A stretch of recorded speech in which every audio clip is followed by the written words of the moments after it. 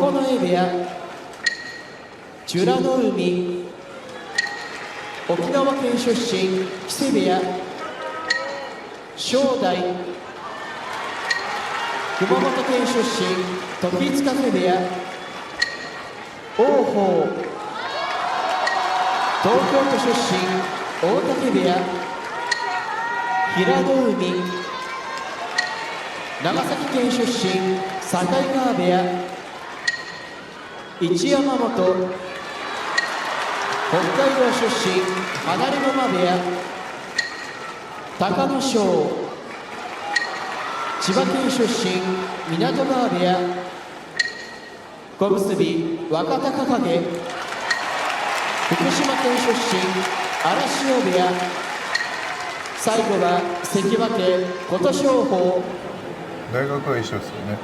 そうですね。同じ東洋大学出身ですね。そうですね。ですから先輩後輩対決ということになります。もちろん御嶽海が先輩です。さて土俵上待ったなしの声。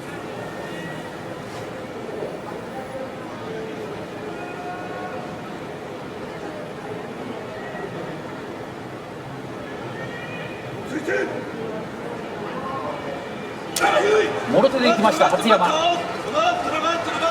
海引いた、呼び込んでしまった。もう一度出る森は左のドア、右から羽振りをする、押し出しました。御嶽海の勝ち。大学の先輩が勝ちました。御嶽海です。ぶれなかったですね。今日は押し合いになりました。北勝富士の大山親方に聞きましょう。今の相撲いかがでした？そうですね。やっぱ初山関のね、御嶽海関の方が、前にも出てますし、圧力しっかりかけて、でちょっとはたきに行ったんですけど、やっぱ前攻めてるから、自分の後ろがあるんですよ。はい、後ろがある分、このはたきしてもまだ十分残れる、後ろの面積があるので。でまたさて、アベマ大相撲ライブではコメント欄も開いております。たくさんのコメントをお待ちしています。もうすでにたくさん届いております。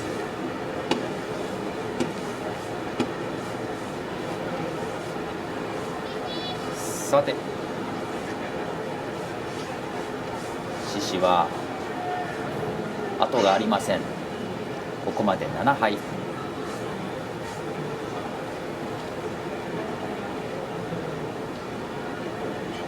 さあ立ち合い、呼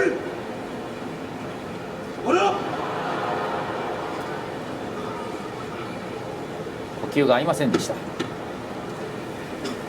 仕切り直し。ふ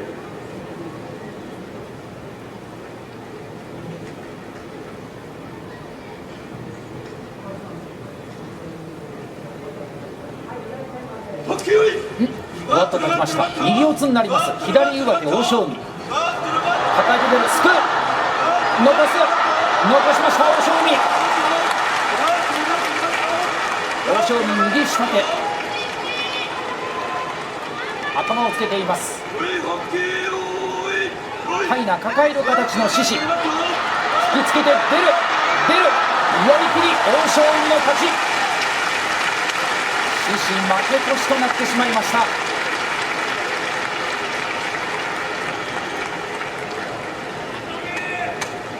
大正海勝ちました。いや、桐山さん、はい、逆転ですね。そうですね。獅司が状態高くて、はい、ではちょっと一発で振り返りましょう。立ち合いから、これ左の上手早かったですね、大正海。はい。でここですくい投げ。これちょっとお腹がちょっと出したのが良くなかったですかね。はい。土俵際大正海も危ない場面あったんですけど、ここから頭つけました。そうですね。獅司はやっぱり頭つけたかったですね。起こして上手も取りたいですし。こうやってみるとやっぱり状態が高いですか？そうですね。大正海の方が、常に下から行ってましたね。最後2人の回しの位置が違いましたもんね。行かないようにですね、こう押し合いっこしようぜみたいな、そういう感情こう支度部屋前の日とかその前とか結構こう支度部屋一緒だった時に話したりするんですけど、その時にこう気持ちのぶつけ合いをしたい、そういうふうに思えるような力士ですね。そうですか、はい、現役時代は22度対戦がございました大山さんです。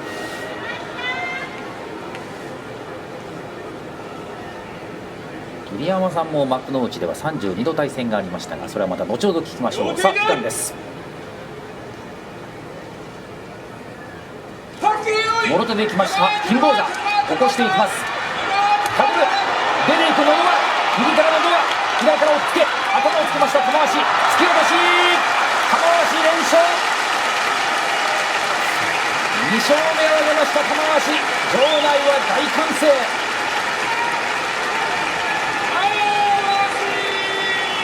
流れを変えることになるでしょうか玉鷲。いやー大山さん、勝ちましたね。そうですね、やっぱこの昨日の白星がですね、こう金峰もそうですけど、本当にここでダメかなと思ったんですけど、やっぱりここから押し返すことができるっていうのがですね、本当にすごいことなんです。これももうなんか言葉に伝えるっていうのは本当難しいんですけど、本当にこの年齢でそれで右の足ですね、怪我してますけど、はい、やりにくい力士で、はい、で序二段の時に決定戦で勝つことできたんですけど、はい、もうあんまり得意じゃなかったですね。本当に手の上で転がされてるような気持ちになりましたから、次の日裏関って分かるだけでもう嫌だなっていう気持ちになってそうだったんです、はい、確かに対戦成績はちょっと良くなかったですよね、はい、さあ土俵時間です。宇良と若の勝の対戦、繰り返しお伝えしますが、宇良は勝ち越しがかかっています。突っ張ってきました若の勝の圧力、のけぞった宇良、残す弓なりになってから投げに入りました。これで勝ち越し、宇良勝ち越しを決めました。鮮やかな勝ち越し。いや、これには両国国技館が大歓声に包まれます。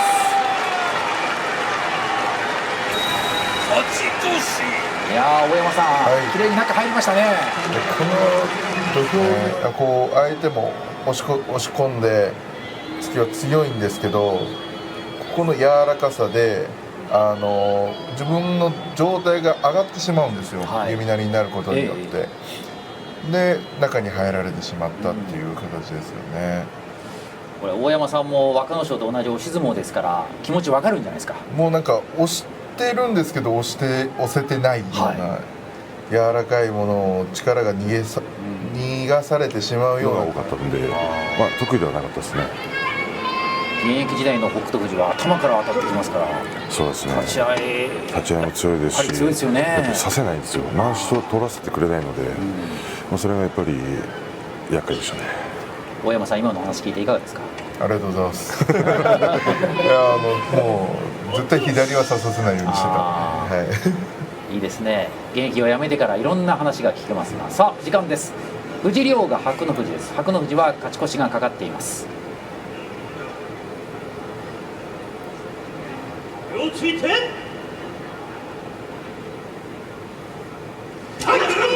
当たっていきました。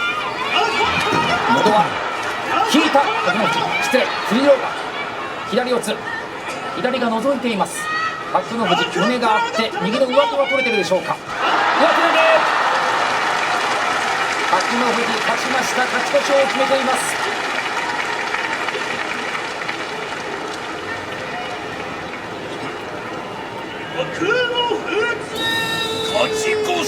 勝ち越しを決めました白の富士。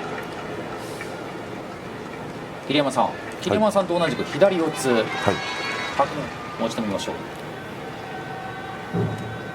まず藤亮が押すんですが、ここの後引いてしまいます。そうですね、ここですね。で左四つ、白の富士得意の形で右の上手。やっぱりこの左四つ得意の人は右の上手を取るとちょっと安心しますか。そうですね、やっぱり攻めやすくなります。今も右もそうですけど左もで相撲教習所で一緒に稽古してた仲間がみんな大関行ったり三役行ったりしてたんで、本当に自分も負けないぞっていう気持ちでやってましたけど、刺激を受けるという意味では非常に恵まれてるかもしれません。平成4年生まれの三役経験者は翔猿、それから先ほど相撲を取った宇良、千代鳳、そして御嶽海、朝乃山の4対1です。対戦成績では朝乃山リードしています。朝乃山は勝ち越しのかかった一番。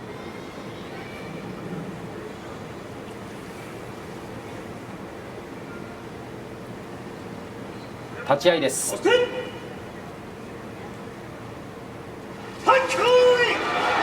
に入った翔猿、左から押っつける、右が覗いている、さあ右が入った朝乃山、突き押し、翔猿の勝ち。土俵には落とし穴がありました朝乃山。膝は大丈夫でしょうか。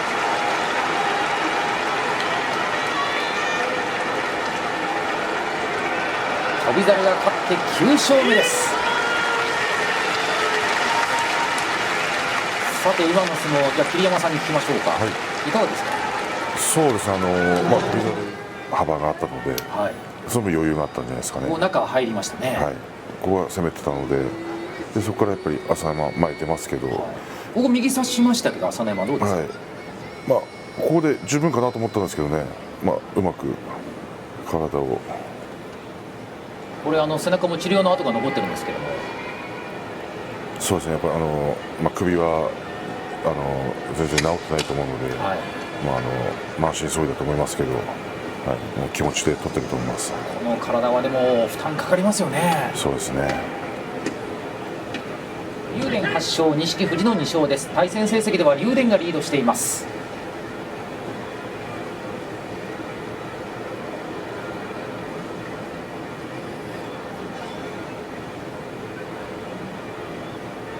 立ち合い、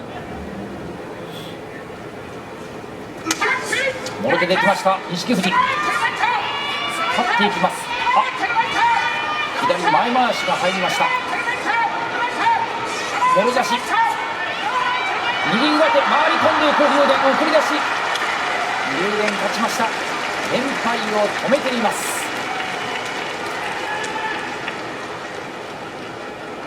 今日はしっかり錦富士の動きについていきました。桐山さん、今の相撲いかがですか。そうです、いつもでしたらぶちかまして、そうですね、珍しいというか、組みたくなかったんですかね。回しを取られたくないというか。先に竜電が回しを取りました。そうですね。この後もねちこく回し取られて、ここからちょっと力が抜けたというか。2期振りますね。もうお金を出して見に来てくれてる方に対してですね、やっぱ勝ても負けてもいい相撲を取ろうっていう気持ちの力士がやっぱこうやって応援されるような気がしますけどね。そうですか。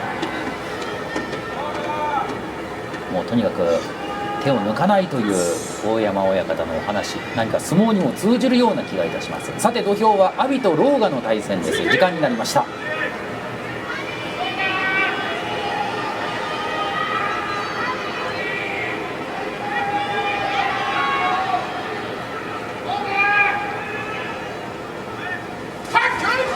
右が入りました。もろ差し、速い攻め、狼雅の勝ち。狼雅勝って白星先行としました。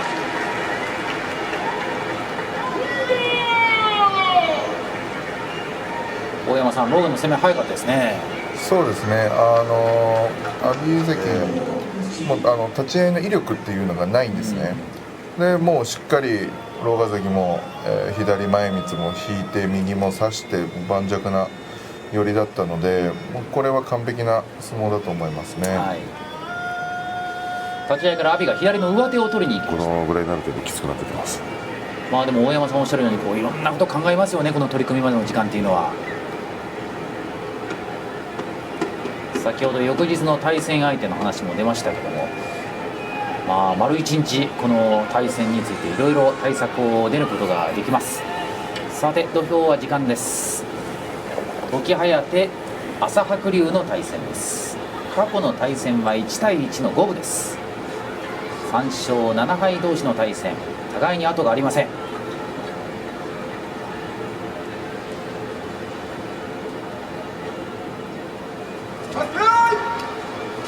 左上手朝白龍、左四つ、左から押っつけて出てきました時疾風。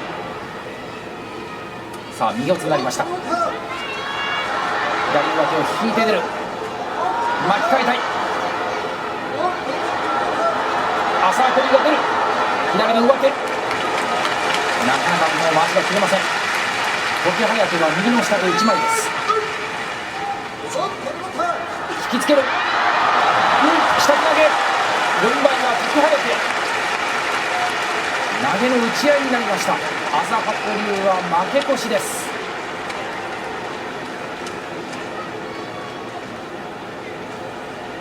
勝ったのは時疾風では四つ相撲になりましたので桐山さんに聞きましょうか。はい、そうですね、終始朝白龍の方が良かったと思ったんですけどね、最後やっぱ詰めがこれ左上手が朝白龍が結構強かったですね。そうですね、力強いので上手を取ると、で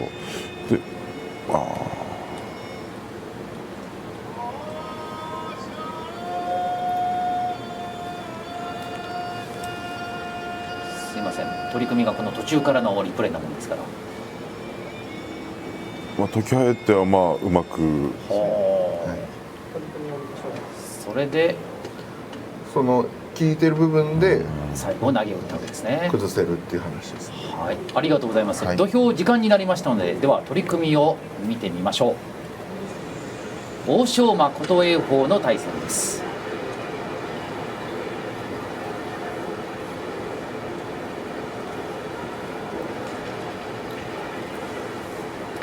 中に入る琴栄鵬、左が深く入っています。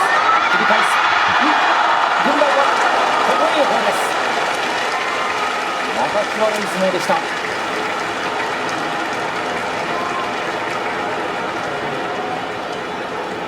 物言いですか。物言いがつきました。いろいろあって、そこはこうなんですかね、人の審判の目っていうのが、一番一番近くで見てますから、っていうのがあるので、そうなんですよね。ビデオ室とも連携を取りながら競技を行いました。競技の輪が解けました。競技について説明いたします。行司軍配は琴栄鵬に上がりましたが、両者の手が落ちも同時ではないかと物言いがつき協議した結果、欧勝馬の手の方が先についており、行司軍配通り琴栄鵬、軍配通りです。琴栄鵬の勝ちです。やはり欧勝馬の手が先についていたという今判断です。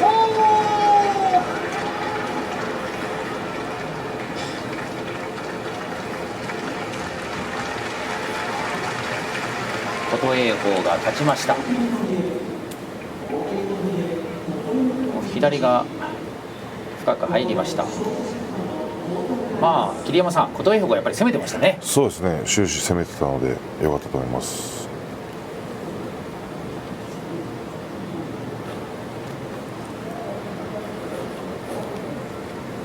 先に攻めた琴栄鵬です。ポイントはどうですか。清潔か、それともいや、そうですね、似合えばいいかなと。似合えばいいですか。はい、もう、周りの名刺で。そうですか。いやどんなヘアスタイルなのかお二人とも楽しみにしておりますが、さて後半の相撲です。若元春と千代翔馬の対戦からご覧いただきましょう。土俵上待ったなしの声です。過去3回手が合いまして若元春が全て勝っています。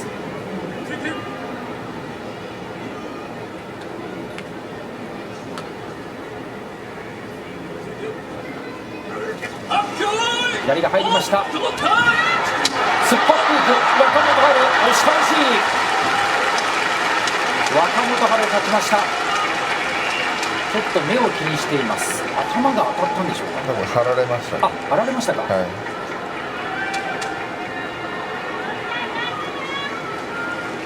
今日は突っ張っていきました若元春です。大山さん、やっぱり合い口もあるんですかね。ご紹介しましたけど、なかなかこの左四つになってしまうんですね。はいでもともと千代翔馬関の方が右四つ得意にしているとは思うんで、喧嘩四つなんですね。はい、まあだからそういった部分で左四つになってしまう。それで今回も左四つになって離そうと思ったらもう攻め込まれて、もう後ろがなくなってしまったっていう形だと思いますね。そうですか。でまた押しづらいんですよね。身長もそんな高くないので。なるほど。でも自分はそこから下に入りたいのでっていう形で相撲を考えてましたね。そうでしたか。確かに身長が高くないですから押しづらそうな印象はあります。こちら一勝です。対戦成績では一山本がリードしています。押し相撲同士の対戦、画面向かって左豪ノ山はここまで2敗、優勝争いに残れるか。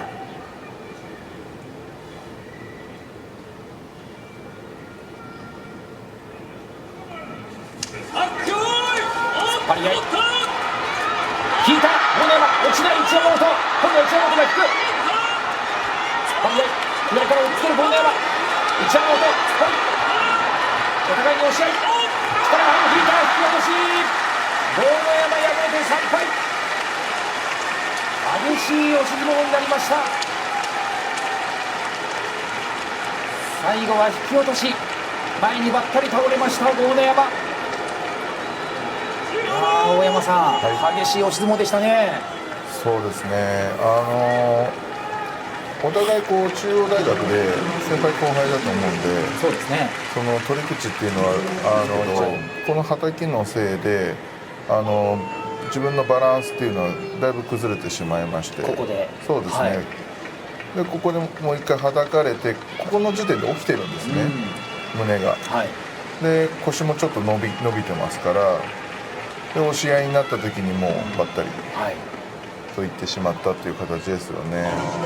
もう最初の引きがすごい、はい、でやっぱり一山本関の突きっていうのをもろに受けてしまいまして、起こした状態でこのはたきっていうのは食らったのかなと思いますね。なるほあのまま前傾でど。平戸海の対戦になりました。吉野富士、今場所好調です。このところ6連勝しています。ちょっと桐山さん、勢いに乗ってる感じしますよね。そうですね、調子が上がってきましたね。そして相手の平戸海、出足のいい相撲があります。土俵上待ったなしです。過去3度対戦があって全て吉野富士が勝っています。当たってきました。押してくる、下から攻める、右四つになりました。平戸海、左の上手、高いに十分引きつけて吉野富士、残しました平戸海、左上手が切れました吉野富士、下手投げ、吉野富士の勝ち。いや、今日は本当に力の入る四つ相撲が多い日です。吉野富士勝ちました。また連勝を伸ばしています。栗山さん、勝って勝ち越しを決めましたが、本当に乗ってきましたね。そうですね、もうかなり強引な攻めだったんですけど、投げ切りましたね。立ち合いからはいかがでしたか。そうですね、平戸海の立ち合いもいいですし、踏み込んできましたね。そうですね、はい。で上手取られますよね、平戸海に。そうですね、先にここ強引に投げて寄るスタイルが吉野氏あるので、強引にいってましたけど、やっぱり投げが強いんですよね、吉野氏。そうですね、四つになってもいいるんですよね、やっぱり。吉野富士ですか。いや、平戸海がですね、せっかく攻めてはいるんですけど、上に逃げちゃってるんですよ、力が。はい頭が上がって腹を出して寄ってるようには見えるんです。まぶたの上ですね、切ってしまったので、あそこやっぱ腫れやすいんですよね。私もよく切りましいやたーそうね。でしたね。北勝富士も顔が傷だらけの印象がありましたね。まあでも大したことないですよ、大丈夫です。切り傷すり傷は大丈夫ですかね。全然もう腫れたりですね、顔で相撲取るわけじゃないんで、はいいい言葉いただきました。相撲内容ではい取ってもらえるんで、はい。さて土俵上待ったなしです。互いに黒星先行、大栄翔隆の勝です。大栄翔が押す、一気の押し、勝ちました大栄翔。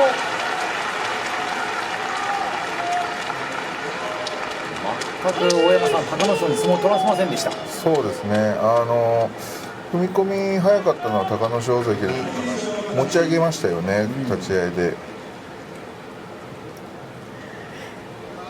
一気にやっぱ出て、こうなんか立ち合い逆に合わなかったって言いますか、はい、ここの部分でさっきの立ち合いタッチペンでやるんですけど、はい、お願いします。立ち合い当たった瞬間、この王鵬と対戦して勝って技能賞を受賞いたしました。相当気持ち強いですよ。いやーそうですよね。そういう勝負どころしっかり勝つっていうところが藤ノ川はそうですね、気持ちの強さというのを感じます。またいい相撲取るんですよね、見せるお客さんが湧くような相撲。いやそうですよね。さて今日はこの大きな王鵬相手にどんな相撲を取るでしょうか。土俵上待ったなしです。先場所の対戦でも藤ノ川勝っています。慎重に足の内を決めます。遅れて王鵬、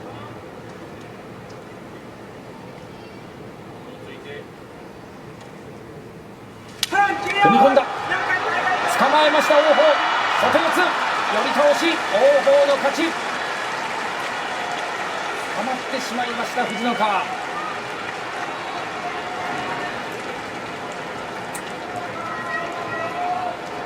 今場所は王鵬が勝ちました。いや大山さん、捕まえましたね。そうですね、立ち合いちょっと踏み込んで、もう腰起きちゃってるんですよ、ここの時点で。はい、もうなんか突っかけてしまうような形って言いますか、今日の相撲は藤ノ川関としてはもう何もできなかったっていうか、立ち合い失敗してしまったなっていう感じだと思います。怖ーって思います急にやっぱり気持ちが変わるもんですか。いやもうやっぱり稽古もしてないですし、もうその相撲のための準備も全くしてない、で体重も痩せてますし、それがもう怖くてもう一回やれとかも絶対無理です。無理ですか。さあ土俵時間です。藤青雲と琴勝峰の対戦です。初顔合わせになります。手をついて新関脇の琴勝峰、画面右です。タッチもろ手、押し倒し、琴勝峰の勝ち。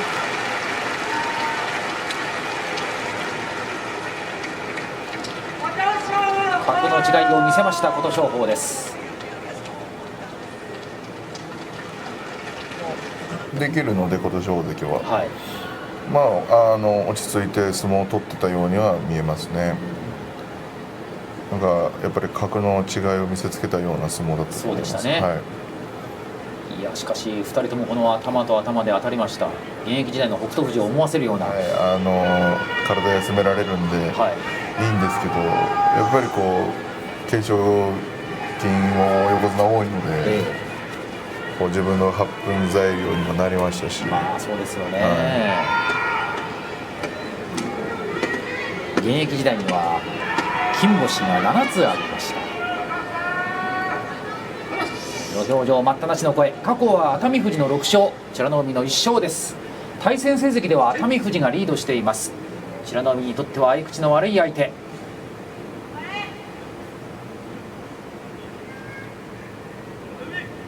さあ立ち合い、前回し抱えています熱海富士。上手を引いている美ノ海、出し投げ、もう一度下から押す、攻めて押し出し、美ノ海勝ちました。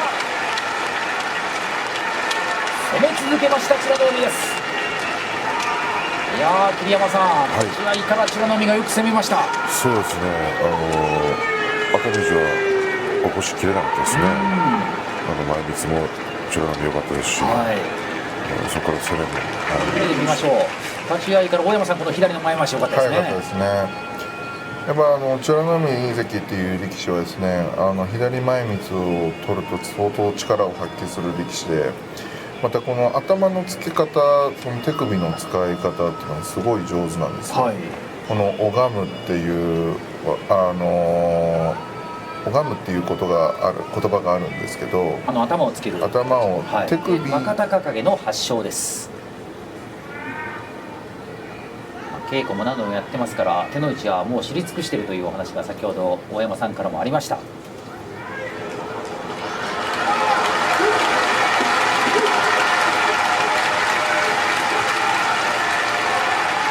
実上の優勝決定戦やなと書いている方もいらっしゃいます。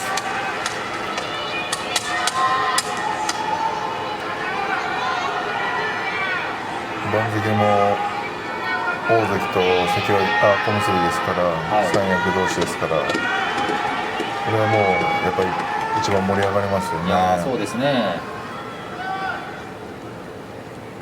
懸賞金は今日最多49本かけられました、この一番です。さあ軍配返りました。式守伊之助、2人を合わせます。立ち合い、押していく霧島、押っつける、外四つ若隆景、左覗いています霧島、もろ差し、右の下で引いて寄り切りました霧島、2敗を守りました。連敗はしません。若隆景は3敗に後退。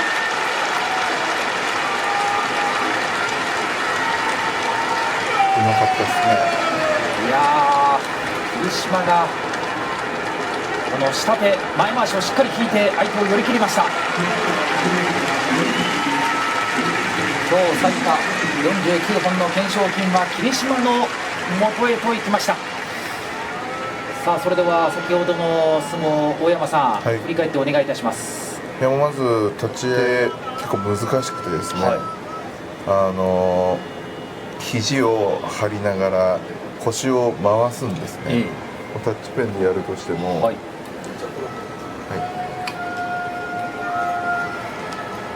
回しの切り方が難しいというお話がございました。特に上手ってすごい難しいんですよ。はい、そうですね、僕も現役時代はその大きい力士とやってたので上手を取られる時があったんですけど、はい、今みたいな腰の使い方ではい、そうですよね。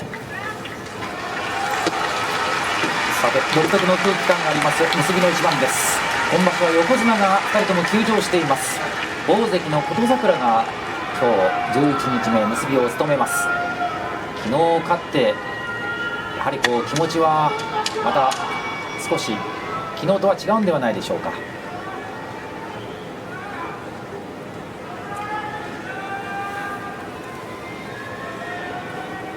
今日の相手は正代です。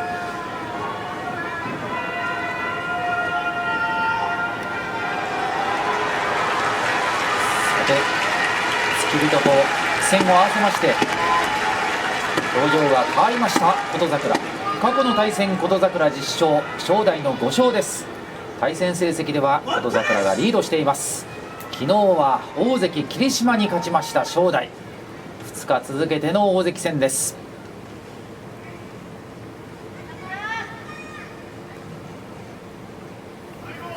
結びの一番、立ち合いです。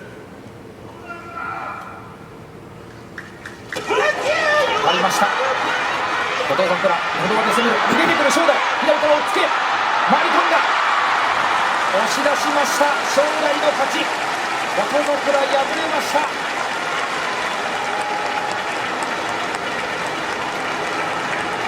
結びで大関敗れました。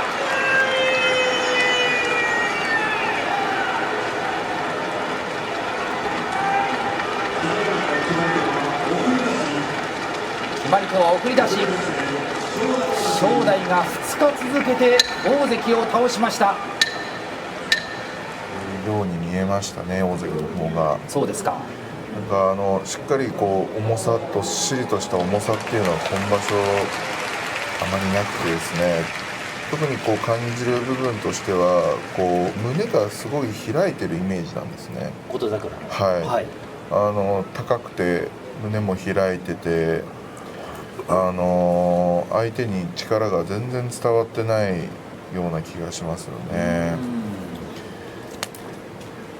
刺した時もしっかりこういつもの大関だったら寄せてどっしりといくんですけど、もうこういう突き落としとかにもすごくぶれてしまっているので、なんかもうましてこれで来場所はカド番です。